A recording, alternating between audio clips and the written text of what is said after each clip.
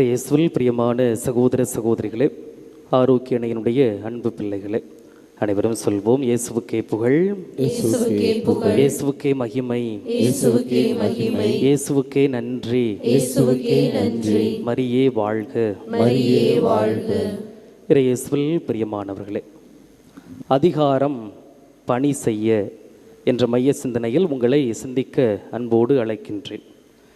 இயேசு கோவிலுக்குள் சென்று கற்பித்து கொண்டிருந்த பொழுது தலைமை குருக்களும் மக்களின் மூப்பர்களும் இயேசுவிடம் கேட்கிறார்கள்: எந்த அதிகாரத்தால் நீர் இவற்றை செய்கிறீர்? எந்த அதிகாரத்தால் இவற்றை நீர் செய்கிறீர் என்று கேள்வி கேட்கிறார்கள். ஏன் அப்படி கேட்டார்கள்? அதற்கு இயேசு என்ன பதில் சொன்னார்? இன்றைய நற்செய்தி வாசகம் நமக்கு என்ன சிந்தனை தருகிறது என்பதை பற்றி சிந்திப்போம். பிரியமான சகோதர சகோதரிகளே, அதிகாரம், பதவி, பவர், அத்தாரிட்டி என்று சொல்கின்றோம்.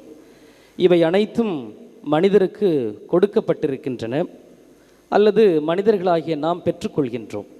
உதாரணமாக, நாம் படிக்கின்றோம், நல்ல நிலைக்கு உயர்கின்றோம், பெரிய பதவிக்கு வருகின்றோம், நமக்கு அதிகாரம் கொடுக்கப்பட்டிருக்கிறது. அல்லது குடும்பத்தின் வழியாக வழி வழியாக தந்தை மகன் என்று சொல்லி அந்த அதிகாரம் கடத்தப்படுகிறது. குடும்பத்திலே தலைமுறை தலைமுறையாக வழிமுறையினருக்கு கடத்தப்படுகிறது. அல்லது மற்றவர்களால் அதிகாரம் கொடுக்கப்படுகின்றது. உதாரணமாக, மக்கள் ஆட்சி, அதிகாரம் கொடுக்கப்படுகிறது ஆட்சி செலுத்த. ஆக சொந்த முயற்சியோ அல்லது அடுத்தவர்களால் கொடுக்கப்பட்டதாக இருக்கலாம். எந்த அதிகாரமாக இருந்தாலும் அனைத்து அதிகாரங்களும் முதன்மையாக கடவுளிடமிருந்து வந்தது தான். எந்த அதிகாரமாக இருந்தாலும் அது கடவுளிடமிருந்து வந்தது தான். ரோமையர் அதிகாரம் 13 இறைவசனம் 1 வாசிக்கின்றோம்: ஆளும் அதிகாரம் உள்ளவர்களுக்கு எல்லாம் பணிந்திருங்கள், ஏனெனில் கடவுளிடமிருந்து வராத அதிகாரம் எதுவும் இல்லை என்று வாசிக்கின்றோம். யோவான் நற்செய்தி அதிகாரம் 19 இறைவசனம் 11 வாசிக்கின்றோம். இயேசு கூறுகிறார்: மேலிருந்து அருளப்படாவிடில் உமக்கு என்மேல் எந்த அதிகாரமும் இல்லை என்று நாம் வாசிக்கின்றோம். ஆக அனைத்து அதிகாரமும் கடவுளிடமிருந்து தான் மனிதருக்கு கொடுக்கப்படுகிறது. சரி, கடவுள் இந்த அதிகாரத்தை நமக்கு கொடுக்கின்றார். எதற்காக இந்த அதிகாரம் கொடுக்கப்பட்டிருக்கிறது என்று சிந்தித்தோம் என்றால், இந்த அதிகாரம் மனிதர்களாகிய நமக்கு எதற்காக கொடுக்கப்பட்டிருக்கிறது என்றால், பணி செய்ய, நீதியை நிலைநாட்ட, மக்களுக்கு நல்லது செய்ய, மக்களுடைய வாழ்வில் ஒளியேற்ற இந்த அதிகாரங்கள் எல்லாம் நமக்கு கொடுக்கப்பட்டிருக்கின்றது. ஆனால் இப்பொழுதோ சமுதாய சூழ்நிலையில் நடப்பது என்ன? கொடுக்கப்பட்ட அதிகாரத்தை எப்படி பயன்படுத்துகிறார்கள் என்பதை பற்றி நாம் சிந்தித்தோம் என்றால், அது ஊருக்கும் தெரியும், உலகத்திற்கும் தெரியும். கொடுக்கப்பட்ட அதிகாரத்தை பயன்படுத்தி மக்கள் சேவைகளை பொதுநலத்தோடு செய்கிறார்களா அல்லது தங்களுடைய சுயநலத்திற்காக பயன்படுத்துகிறார்களா என்று நமக்கே தெரியும். இப்போ இந்த அதிகாரத்தை பயன்படுத்துகிறார்கள் என்று நான் சொன்ன உடனே ஏதோ உயர் பதவியில் இருப்பவர்கள், பெரிய பெரிய பதவியில் இருப்பவர்கள் மட்டும்தான் இந்த அதிகாரத்தை பயன்படுத்துகிறார்கள், சுயநலத்திற்காகவோ அல்லது பொதுநலத்திற்காகவோ நீங்கள் எடுத்துக்கொள்ள வேண்டாம். நமக்கும் அதிகாரம் கொடுக்கப்பட்டிருக்கிறது. ஒரு குடும்பத்திலே ஒரு குடும்ப தலைவராக, ஒரு குடும்ப தலைவியாக, ஏன் இன்னும் சொல்ல போனால் பள்ளிக்கூடத்தில் படிக்கின்ற பொழுது ஒரு வகுப்பறையிலே ஒரு வகுப்பு தலைவனாக அந்த குறுகிய இடத்தில் குறிப்பிடப்பட்ட மாணவர்களுக்கு ஒரு அதிகாரம், ஒரு லீடர் அப்படி என்று அதிகாரம் கொடுக்கப்பட்டிருக்கிறது. எனவே அந்த அதிகாரத்தை நாம் எப்படி பயன்படுத்துகிறோம் என்பதையும் சிந்தித்து பார்க்க வேண்டும். ஏதோ அதிகாரம் என்று சொன்னோன்னே பெரிய பதவியில் இருப்பவர்களுக்கு மட்டும்தான் அது சேரும், எங்களுக்கு சேராது என்று சொல்லி நாம் தட்டி கழிக்கக்கூடாது. குடும்ப தலைவரிலிருந்து, ஒரு சிறிய பொறுப்புகளிலிருந்து ஒரு 5 பேருக்கு ஒரு தலைவராக நீங்கள் நியமிக்கப்பட்டாலும் அந்த அதிகாரத்தை பொதுநலத்தோடு பயன்படுத்துகிறோமா அல்லது சுயநலத்தோடு பயன்படுத்துகிறோமா என்று நாம் சிந்திக்க வேண்டும். இன்னொரு உண்மையையும் நாம் தெரிந்து கொள்ள வேண்டும். என்ன தெரியுமா? நாம் ஆட்சி அதிகாரத்தில் இருக்கின்ற பொழுது, பெரிய பதவியில் இருக்கின்ற பொழுது நமக்கு கொடுக்கின்ற மதிப்பு மரியாதை எல்லாம் நமக்காக கொடுக்குறாங்க? யாருக்கு கொடுக்குறாங்க? நம்முடைய பதவிக்கு தான் கொடுக்குறாங்க. நம்ம ஒரு பெரிய அதிகாரத்தில் ஒரு பெரிய பதவியில் இருக்கிறோம், நமக்கு கொடுக்கின்ற மதிப்பு மரியாதையெல்லாம் நமக்கு கொடுப்பது கிடையாது. நமக்கு இருக்கிற அந்த போஸ்டிங் அதுக்கு கொடுக்குறாங்க. அது உலகத்துக்கே தெரியும், தெரிந்தும் நாம் இப்படி இருக்கின்றோம். எனவே நமக்கு கொடுக்கின்ற அதிகாரத்தை பயன்படுத்தி நாம் மற்றவர்களுக்கு உதவி செய்ய, பணி செய்ய நாம் அழைக்கப்படுகின்றோம். பிரியமான சகோதர சகோதரிகளே, அந்த அதிகாரத்தை பயன்படுத்தி நாம் நல்லது செய்கின்ற பொழுது கண்டிப்பாக எதிர்ப்பு வரும். இயேசுவிற்கு எதிர்ப்பு வந்தது போல, திருமுழுக்கு யோவானுக்கு எதிர்ப்பு வந்தது போல எதிர்ப்புகள் வரும். அந்த எதிர்ப்புகளையெல்லாம் மீறி நமக்கென்று கொடுக்கப்பட்ட அதிகாரத்தை பயன்படுத்தி நாம் மற்றவர்களுக்கு நல்லது செய்யும் பொழுது, பொதுநலத்தோடு செய்கின்ற பொழுது நமக்கு ஒரு மன நிறைவு வரும். பார்த்தீங்களா? அதுதான் கடவுளுடைய ஆசீர். சில பேர் சொல்லுவாங்க, நான் உபத்திரமும் செய்கிறதில்ல, உதவியும் செய்கிறதில்ல, நான் உண்டு, என் வேலை உண்டு, என்னால் யாருக்கு எந்த பாதிப்பும் இருக்காதுன்னு சொல்கிறாங்க. பார்த்தீங்களா? அவர்கள் மனிதர்கள் கிடையாது, அவர்கள் கல். ஒரு குளத்தில் கல்லை தூக்கி போட்டால் கீழே கிடக்கும் பாருங்கள். அப்போ அதுக்கும் நமக்கு வித்தியாசம் இல்லை. இல்லை, அதை பெருமையாக சொல்லிப்பாங்க, நான் யாருக்கும் எந்த உபத்திரமும் செய்கிறதில்ல, என்னால் எந்த பிரச்சனையும், நான் உண்டு, என் வேலை உண்டு இருக்கிறேன் அப்படின்னு சொல்கிறவங்களுக்கெல்லாம் கல்லுக்கு சமமானவர்கள். நீங்கள் மனிதர்கள், படைக்கப்பட்டவர்கள், உதவி செய்ய அழைக்கப்பட்டிருக்கிறவர்கள்.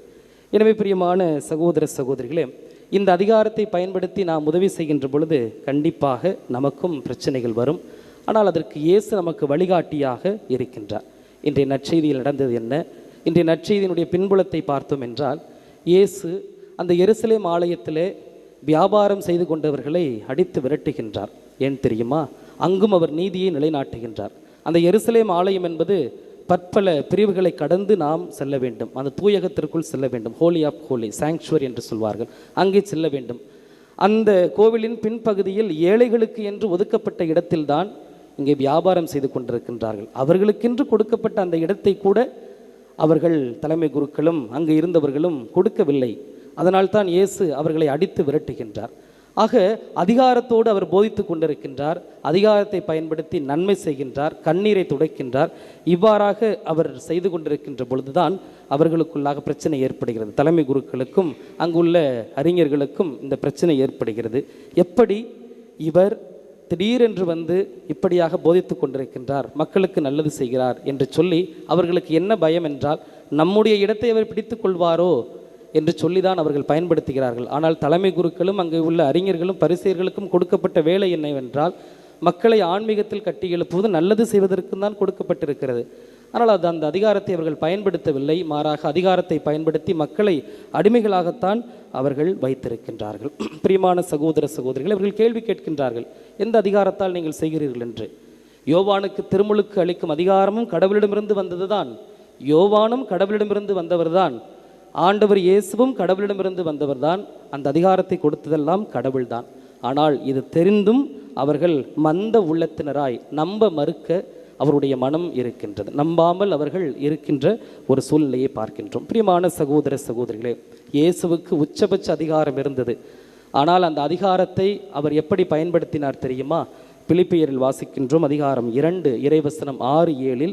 கடவுள் வடிவில் விளங்கி அவர் கடவுளுக்கு இணையாயிருக்கும் நிலையை வலிந்து பற்றி கொண்டிருக்காமல் அவர் தம்மை வெறுமையாக்கி அவர் மனிதருடைய வடிவை ஏற்றார். சாவை ஏற்கும் அளவிற்கு, அதுவும் சிலுவை சாவை ஏற்கும் அளவிற்கு அவர் கீழ்ப்படிந்தார்.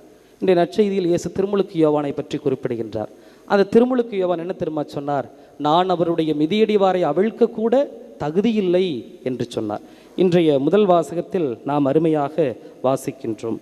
அவர் பிழையாம், அவர் செல்கின்றார். அவர் மக்களை சபிப்பதற்காக செல்கின்றார். ஆனால் கடவுள் அவரை மாற்றுகின்றார், ஆசீர்வாதத்தை பொழிந்து வருகின்றார். ஆக இயேசுவாக இருக்கலாம், முதல் வாசகத்தில் வாசிக்க பிழையாம், அல்லது நற்செய்தியில் வாசிக்கப்பட்ட திருமுழுக்கு யோவானாக இருக்கலாம். அவர்களுக்கென்று கொடுக்கப்பட்ட அந்த அதிகாரத்தை மக்களினுடைய பணி செய்வதற்காகத்தான் அவர்கள் பயன்படுத்தினார்கள். முன்னாள் திருத்தந்தை பிரான்சிஸ் அவர்களிடம் ஒரு கேள்வி கேட்கின்றார்கள், ஒப்புரவரல் சாதனம் பாவ சங்கீர்த்தனத்தை பற்றி. பத்திரிகையாளர்கள் இவ்வாறாக கேள்வி கேட்கின்றார்கள், திருத்தந்தை அவர்களே, ஒருவர் கனமான பாவத்தை செய்து உங்களிடத்திலே பாவ சங்கீர்த்தனம் செய்ய வருகின்ற பொழுது நீங்கள் எப்படி செயல்படுவீர்கள், எப்படி மன்னிப்பு கொடுப்பீர்கள், என்ன செய்வீர்கள் என்று கேட்கிறார். ஒரு மிகப்பெரிய கனமான பாவத்தை செய்த ஒரு பாவி வருகிறார் என்றால் என்ன செய்வீர்கள் என்று கேட்கின்ற பொழுது திருத்தந்தை பிரான்சிஸ் அவர்கள் இவ்வாறாக சொல்கிறார், அந்த பாவியினுடைய குற்றத்தை கடவுள் மன்னிக்கிறார் என்றால், அந்த பாவியினுடைய குற்றத்தை கடவுள் மன்னிக்கிறார் என்றால் இடையில் நான் யார் என்று கேட்டாராம். இடையில் நான் யார் என்று கேட்டாராம். கத்தோலிக்க திருச்சபின் உச்சபட்ச அதிகாரத்தை கொண்டிருக்கின்ற ஒருவர் இப்படியாக தன்னை தாழ்த்தி அவர் சொல்கிறார், கடவுள் மன்னிக்கிறார் என்றால் இடையில் நான் யார் என்று அவர் கேள்வி கேட்டாராம். ஆக இவர்கள் எல்லாரும் நமக்கு சொல்லிக் கொடுக்கின்ற ஒரு பாடம், அதிகாரம் என்பது பணி செய்வதற்கு. எனவே அதிகாரத்தை பயன்படுத்தி, நான் தான் முன்னுரையில் சொன்னேன், தொடக்கத்திலே சொன்னேன், நமக்கென்று கொடுக்கப்பட்ட அதிகாரத்தை நாம் எப்படி பயன்படுத்துகின்றோம்? உங்களுடைய அதிகாரத்தை சரியாக பயன்படுத்தினீர்கள் என்றால் நிறைய பேர் வாழ்வு பெறுவார்கள். அது குடும்பமாக இருக்கலாம், குடும்ப தலைவர், குடும்ப தலைவி, ஒரு அன்பிய பொறுப்பாளர், அல்லது உங்களுடைய தெருவுக்கு நீங்கள் ஒரு பொறுப்பாளர்கள், அல்லது நீங்கள் பணி செய்கின்ற இடத்தில் உங்களுக்கென்று ஒரு பதவி கொடுக்கப்பட்டிருக்கிறது, ஒரு அதிகாரம் கொடுக்கப்பட்டிருக்கிறது என்றால் அதை பயன்படுத்தி நீங்கள் எப்படி பணி செய்கிறீர்கள் என்பதைத்தான் நாம் யோசிக்க வேண்டும். திருவருகை காலத்தில் இருக்கின்றோம். கிறிஸ்துவனுடைய பிறப்பிற்கு தயார் செய்து கொண்டிருக்கின்ற இந்த வேளையிலே அவர் தன்னை வெறுமையாக்கி நமக்காக வந்தார். எனவே நாமும் வெறுமையாக்க வேண்டும். எதெல்லாம் வெறுமையாக்க வேண்டும் என்பது நமக்கு தெரியும். அந்த காரியங்களை எல்லாம் நாம் வெறுமையாக்கி அந்த கிறிஸ்து பிறப்பை நாம் எதிர்கொள்ள தயார் செய்வோம். அதிகாரத்தை பயன்படுத்தி நம்மால் முடிந்த அளவிற்கு பணி செய்வோம், நன்மைகளை செய்வோம், மக்களுடைய வாழ்வில் ஒளியேற்றி வைப்போம். ஆமேன்.